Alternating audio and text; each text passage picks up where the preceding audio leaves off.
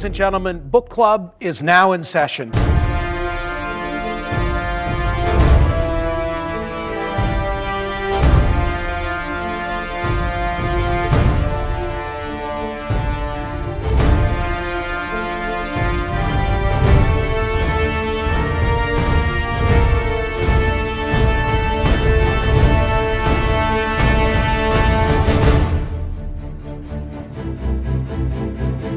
Let's start with Mom's 80th birthday. I want to hear about the suitcase. I want to hear what was said. Paint that picture for me.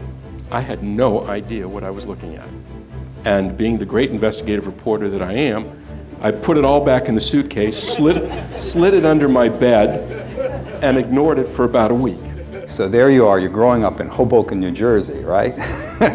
1924, he's 9 years old, and he's walking around hearing the music of the Spheres, which I believe, because he was a musical genius beyond compare. He heard things, if he was in a recording session, as you well know, and the fourth violinist was off by half a note, he'd stop the session and say, "Where are you working next week?" Right? That's what he would say.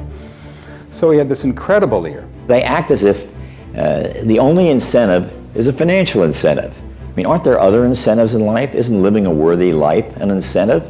Isn't being a good member of the community an incentive? I sort of rub my hands, like, okay, I know musicians say what they think, and they say what they think, and here comes the talk about the women and the mob and the fistfights.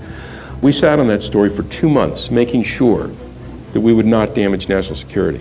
When this story came out in '92, it immediately disabled the facility. This cover was blown. What would Frank say if he were here and watching all this, and it came to mind immediately? Where's the bar? If you're given a plate of ice cream, be sure to eat it before it melts. Thank you so much for coming to Book Club.